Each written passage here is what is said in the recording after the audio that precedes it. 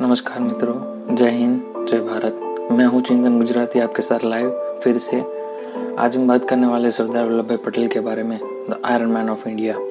अब उससे पहले आप हमारे चैनल पर नए हैं तो चैनल को सब्सक्राइब करिए, लाइक करें और इस वीडियो को शेयर करें अगर आपको पसंद आया है। और इसी के साथ हम अब आज का सेशन चालू करते हैं। सरदार वल्लभ भाई पटेल।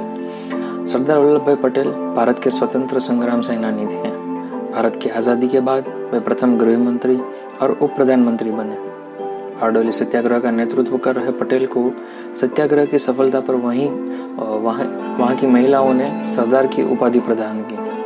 आज़ादी के बाद विभिन्न रियासतों में बिखरे भारत के भू राजनीतिक एकीकरण में केंद्रीय भूमिका निभाने के लिए पटेल को भारत का बिस्मार्क और लौह पुरुष भी कहा जाता है। अब बात करते हैं उनके आरंभिक जीवन के बारे में। भारत के लौह पुरुष सरदार वल्लभ भाई पटेल का जन्म 31 अक्टूबर 1875 को नांदीद ग्राम में हुआ था। उनके पिता जवाहर भाई पटेल एक साधारण किसान और माता लाडबा एक साधारण महिला थी।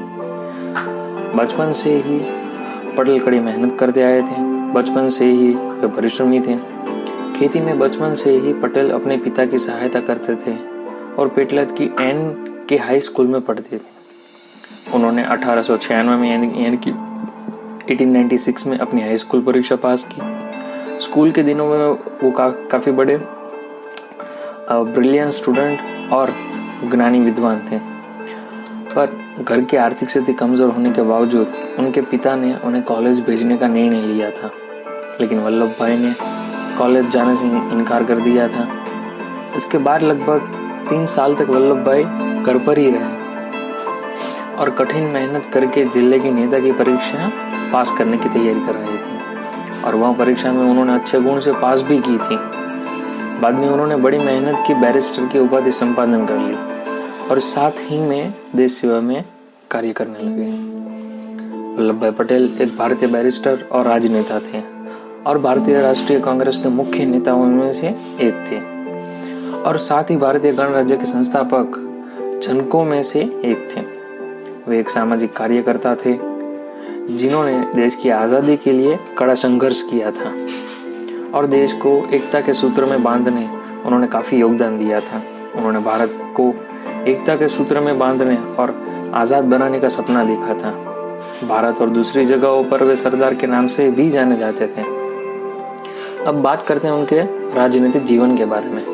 गृह मंत्री के रूप में सरदार पटेल पहले व्यक्ति थे जिन्होंने भारतीय नागरिक सेवाओं ICS का भारतीयकरण कर इन्हें भारतीय प्रशासनिक सेवा IAS बनाया।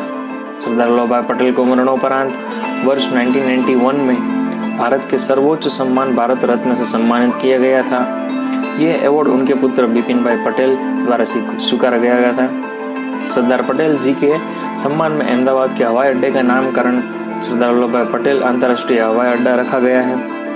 सरदार वल्लभ भाई पटेल की 137 की जयंती के अवसर पर 31 अक्टूबर 2013 को गुजरात के पूर्व मुख्यमंत्री श्री नरेंद्र भाई मोदी ने गुजरात के नर्मदा जिले में सरदार पटेल का स्मारक का शिलान्यास किया और उसका नाम रखा एकता की मूर्ति यानी स्टैच्यू ऑफ यूनिटी। अब आगे की बात करते हैं।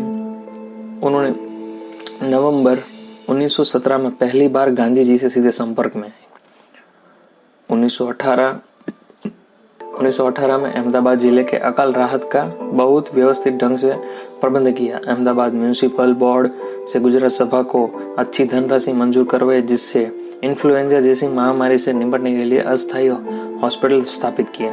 1918 में ही सरकार द्वारा अकाल प्रभावित खेड़ा जिले में वसूले जा रहे लैंड रेवेन्यू के विरुद्ध यानी कि नो टैक्स आंदोलन का सफल नेतृत्व कर वसूली को माफ करवाया।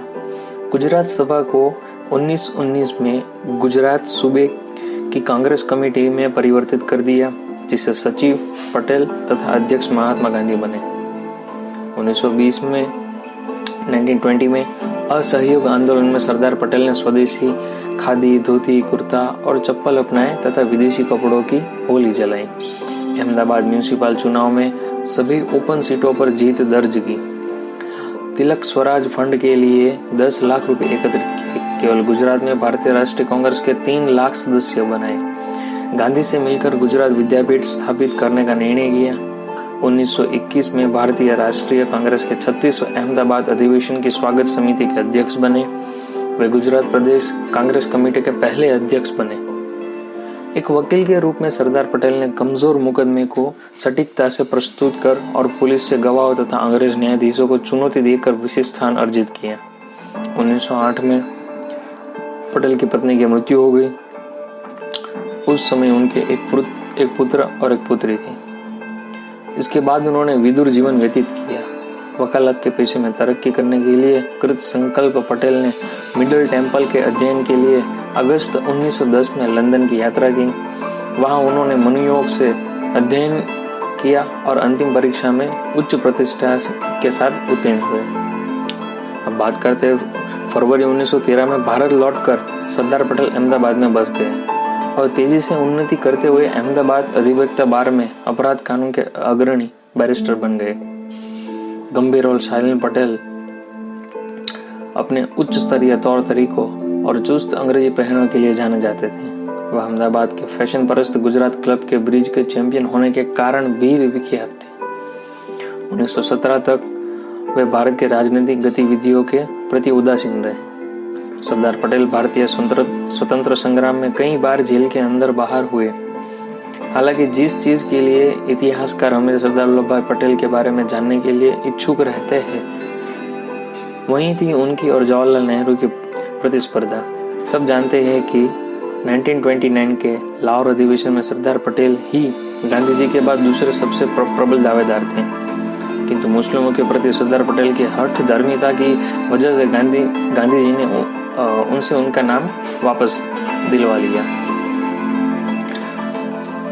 अब 1945 और 1946 में भारतीय राष्ट्रीय कांग्रेस के अध्यक्ष पद के लिए पटेल अंतिम व्यक्ति थे। उन्होंने सुरक्षा में चूक को गृह मंत्री होने के नाते अपनी गलती माना। उनकी हत्या के सदमे से वे उभर नहीं पाए। गांधी जी के मृत्यु के 2 महीने के भीतर ही पटेल को दिल का दौरा पड़ा था। अब बात करते हैं उनके नेहरू जी के संबंध के साथ। जवाहरलाल नेहरू काश्मीरी ब्राह्मण थे, जबकि सरदार पटेल गुजरात के कृषक समुदाय के ताल्लुक रखते थे। दोनों ही गांधी जी के निकट थे। नेहरू समाजवादी विचारों से प्रेरित थे। पटेल बिजनेस के प्रति नरम रुख रखने वाले खांटी हिंदू थे। नेहरू से उनके संबंध मधुर थे, लेकिन कई मसलों पर दोनों से मध्य मतभेद भी थे। कश्मीर के मसले पर दोनों के विचार भिन्न थे। कश्मीर मसले पर संयुक्त राष्ट्र को मध्यस्थ बनाने के सवाल पर पटेल ने नेहरू का कड़ा विरोध किया था।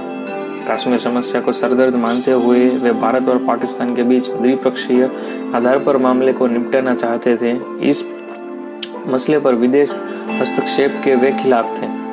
भारत के प्रथम प्रधानमंत्री के चुनाव में 25 वर्ष बाद चक्रवर्ती राजगोपालाचारी ने लिखा था, नींद से बेहतर होता यदि नेहरू को विदेश मंत्री तथा सरदार वल्लभ भाई पटेल को प्रधानमंत्री बनाया जाता।